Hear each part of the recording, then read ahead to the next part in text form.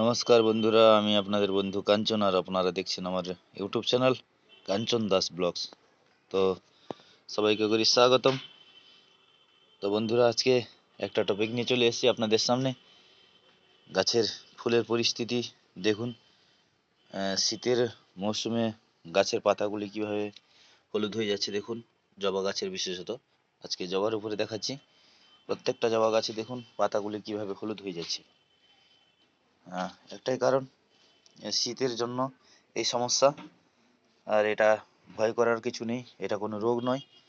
তো আবহাওয়া শুষ্কতার জন্য পাতাগুলি একটু সালোক সংশ্লেষে একটু বাধা ঘটাচ্ছে, যার জন্য পাতাগুলি হলুদ হয়ে ঝরে যাচ্ছে। তো এমনি স্বাভাবিক শীতের মৌসুমে দেখবেন কিছু কিছু গাছের, বড় বড় গাছেরও পাতাগুলি ঝরে সব ন্যাড়ার মতন হয়ে যায়।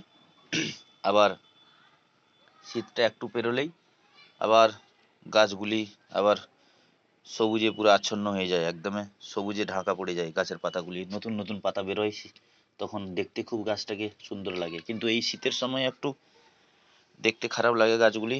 তবুও দেখুন সব গাছের কিন্তু হয়নি, হয়ে যাবে।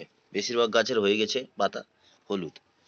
তো আশা করব এই পাতাগুলি ঝরে যাওয়ার পরে ধীরে ধীরে আবার গাছটি পুনর স্থাপনে আবার পুনর রূপে ফিরে আসবে। তো জবা গাছের একটাই বৈশিষ্ট্য, জবা গাছ ফুল দেওয়া বন্ধ করে না।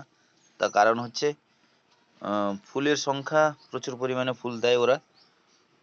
ফুল দেখুন, এত শীতের সময় গাছের পরিস্থিতি দেখুন, পাতাগুলি সব হলুদ হয়ে যাচ্ছে, পাতা ঝরে যাচ্ছে, গাছ শুষ্কের মতন বসে আছে, তা সত্ত্বেও কিন্তু ফুল দিতে যাচ্ছে। হয়তো আগের পরিমাণে যেভাবে ফুল দিচ্ছিল সেভাবে দিচ্ছে না, তবুও কিন্তু ফুল দিচ্ছেই। তো জবা গাছের এই একটাই বৈশিষ্ট্য, ওরা 12 মাসে ফুল দেয় কম বেশি। আর একটাই নেগেটিভ দিক ওর, যে ওর ফুলটা বেশি দিন থাকে না, একদিন থাকে মাঝে, তারপরের দিন শুকিয়ে ঝরে যায়। এইটা সব থেকে এর মাইনাস পয়েন্ট। তো কিছু করার নেই, কিন্তু তা সত্ত্বেও জবার উপরে মিনিমাম হাজার হাজার রকমের মিউটেশনের জবা এখন বেরিয়েছে। তো বিভিন্ন রকম, বিভিন্ন কালারের, বিভিন্ন প্রজাতির জবা আমরা দেখতে পাই সচরাচর নার্সারিতে। তো আমার কাছে বর্তমান এই কটা জবা আছে। আমার ইচ্ছা আছে অবশ্যই পরের দিকে আমি 50-60 রকমের জবা করব, এটা মনে টার্গেট আছে। তো দেখা যাক। পরপর আপনারা ভিডিও পেতে থাকবেন অবশ্যই। তার জন্য একটাই অনুরোধ করব, চ্যানেলটিকে অবশ্যই সাবস্ক্রাইব করুন এবং পাশে অল নোটিফিকেশনটা অন করে দিবেন। তাতে পরবর্তীতে আমি কোনো ভিডিও ছাড়লে অবশ্যই আপনাদের মোবাইলে বা কম্পিউটারে খুব ইজিলিভাবে পৌঁছে যাবে, এবং আপনার প্রত্যেকটি ভিডিও ছাড়লে বা কিছু ছাড়লে অবশ্যই আপনারা নোটিফিকেশন পেয়ে যাবেন। যার জন্য একটাই অনুরোধ করব, অবশ্যই সাবস্ক্রাইব করুন এবং পাশে অল নোটিফিকেশনটা অন করে দিবেন। তো চলে এসেছি কথাতে। তো জবাগুলি দেখুন, এই যে ছোট্ট দেশি জবা, এটা কিন্তু দেশি ভ্যারাইটি, এটা সাদা জবা, সাদা দেশি ভ্যারাইটি। কিন্তু এই জবাটির কত সৌন্দর্যটা দেখুন।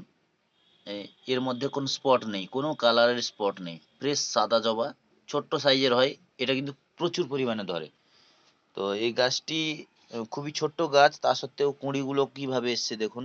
এই শীতে এত ঠান্ডার পরেও কুঁড়ি কিভাবে এসছে। তো এই জবাটি যখন, এই গাছটি যখন একটু বড় হয়ে যাবে, তখন শীতটা একটু কমে গেলে এই গাছে কিভাবে ফুল ফুটবে আপনারা দেখে নেবেন। আর তার সঙ্গে এইটা আছে অস্ট্রেলিয়ান ভ্যারাইটি থোকা জবা। এই জবাটা কিন্তু বন্ধুরা সাদা, কিন্তু এর পাপড়ির সাইজগুলো আমাকে ততটা একটা ভালো লাগে না। তো যাই হোক, এনে ফেলেছি, ঠিকই আছে, কোনো অসুবিধা নেই। কিন্তু এটা থোকা জবা দেখুন সাদা, আর এটা থোকা জবা একটু ব্রাউন কালারের। দেখুন এর পাপড়ির সাইজটা দেখুন, দেখতে পাচ্ছেন? এর পাপড়ির সাইজটা দেখুন, আর ওর পাপড়ির সাইজটা দেখুন, কত পাতলা পাপড়ির সাইজ। আর পাতলা হলেও কিন্তু এটা সাইজ, একটা ফুলের একটা সাইজ নেই কোনো। থোকা জবা বলে দিয়েছিল, কিন্তু এই সাদা থোকা জবাটাই সাদা হয়েছে, কিন্তু পাপড়ির কোনো সাইজ নেই, কোনো যে গুছালোভাবে সাইজ করে পাপড়িগুলো ফুটবে সেরকম কোনো নেই। এলোমেলো মতন, কীরকম একটা এলোমেলো মতন লাগছে। কিন্তু সেই একই অস্ট্রেলিয়ান যে থোকা জবা, এটা দেখুন কিভাবে পাপড়িগুলো গোলাপ ফুলের মতন পুরো সাজিয়ে আছে কিভাবে। এই হচ্ছে ভ্যারাইটি। আর এটা একটা ভ্যারাইটি, এটা আজকে সকালে ফুটেছে, কিন্তু এই 12টা 12:30টার দিকে দেখবেন এটা কিন্তু আরো একদম ফুলে যাবে এবং বড় হয়ে যাবে। আর এমনি জবাগুলোর সাইজ খুব একটা ভালো, মোটামুটি খুবই ভালো আছে, কিন্তু এখন খুব একটা ভালো দেখাচ্ছে না, সাইজ ছোট ছোট দেখাচ্ছে। তার কারণ হচ্ছে আগে বললাম যে শীতের দিনে তো গাছের এমনি খুবই পরিস্থিতি খারাপ, তার জন্য ফুলের সাইজগুলি একটু ছোট হয়ে যাচ্ছে। কিন্তু অ্যাকচুয়ালি এই জবাগুলি অনেক আরো বড়, এর থেকে আরো একটু বড় হয় বৃষ্টির দিনে বা অন্যান্য দিনে। তো এখানেও একটা কুঁড়ি ফুটেছে, এখানেও ফুটবে। তো অবশ্যই এই সময় গাছে নিয়মিত উম, বেশিও নয় কমও নয়, পরিমাণ মতন গাছের গ্রোথ দেখে জল দিবেন। আর গাছটিকে গাছের মতন থাকতে দেন।